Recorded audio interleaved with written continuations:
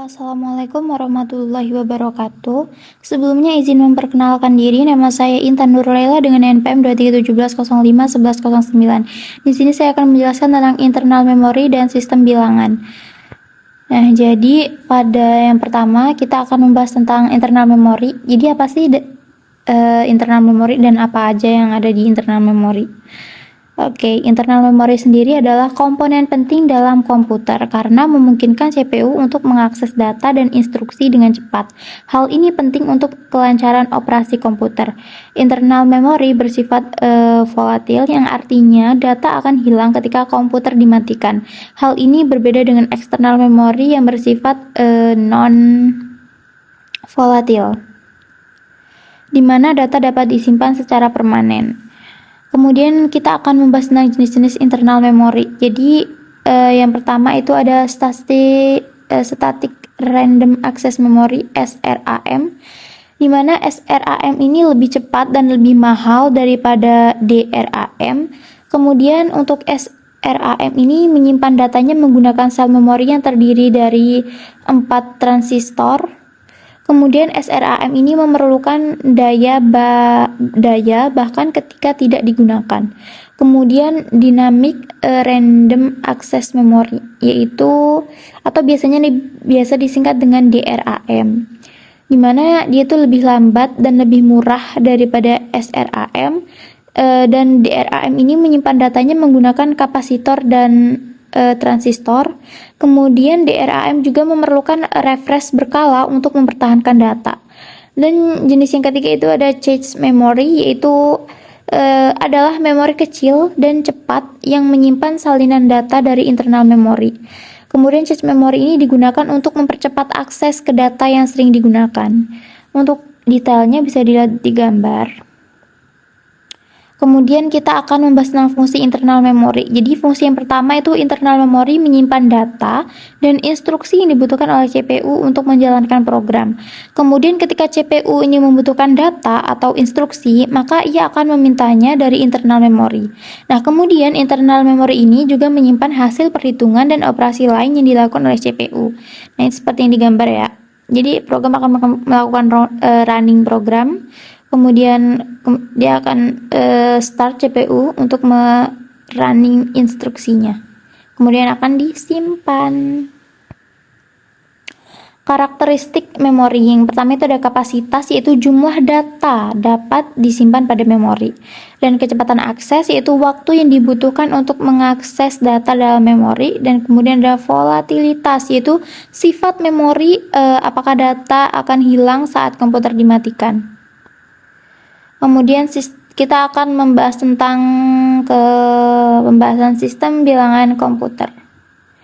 Jadi, sistem bilangan komputer itu adalah sistem bilangan untuk mempresentasikan angka di dalam komputer. Nah, sistem bilangan ini paling umum digunakan itu ada yang pertama ada biner, itu menggunakan basis 2, yaitu 0 dan 1. Kemudian ada oktal menggunakan basis 8, 0 sampai 7. Dan desimal itu menggunakan basis 10, 0 sampai 9. Kemudian ada heksadesimal, yaitu menggunakan basis 16. Oke, konversi sistem bilangan. Jadi apa sih, gimana caranya konversi bilangan itu gitu. Jadi ada beberapa cara untuk mengonversi antar sistem bilangan. Yang pertama itu cara yang paling umum adalah dengan menggunakan algoritma konversi, di mana algoritma konversi ini adalah serangkaian langkah-langkah yang dapat digunakan untuk mengubah bilangan dari satu sistem bilangan ke sistem bilangan yang lainnya. Nah, kemudian bisa juga menggunakan tabel konversi yang dapat digunakan untuk mengonversi antar sistem bilangan secara manual. Nah, tabel konversi ini bersifat daftar bilangan dalam berbagai sistem bilangan. Oke, jadi kita penting sekali untuk mengonversi antara sistem bilangan satu dengan yang lainnya. Contohnya itu ada biner ke desimal, biner ke heksadesimal, desimal ke biner, heksadesimal ke oktal, oktal ke biner, biner ke oktal, begitu pun sebaliknya.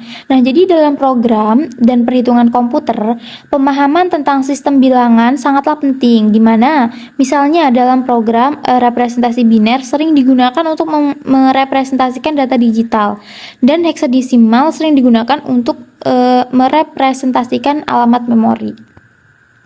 Nah, jadi kita langsung aja masuk pembahasan contoh. Nah, ini contoh dari konversi biner ke oktal.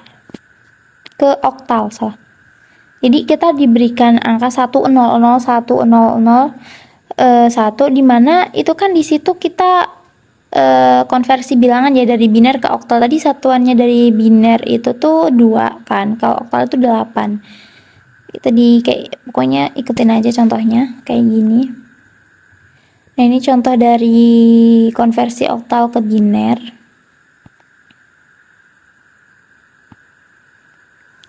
Kemudian ada contoh konversi heksadesimal ke biner. Contoh konversi biner ke heksadesimal bisa dicek aja. Nah, jadi kesimpulannya, internal memory ini adalah komponen penting dalam komputer yang memungkinkan CPU untuk mengakses data dan instruksi dengan cepat. Ada 3 jenis internal memory yang umum digunakan, yaitu SRAM, DRAM, dan cache memory.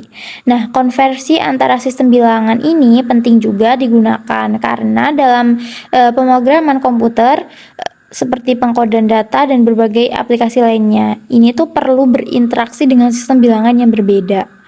Nah, memori internal dan sistem bilangan adalah 2 konsep penting dalam pengantar organisasi komputer, di mana untuk memahami cara kerja dan karakteristik memori internal serta sistem bilangan akan membantu dalam pemrograman dan pemahaman lebih lanjut tentang bagaimana komputer bekerja. Thank you for the watching and the listening until the end. Cukup sekian pembahasan dari saya. Kurang lebihnya saya mohon maaf. Saya akhiri. Wassalamualaikum warahmatullahi wabarakatuh. Bye bye.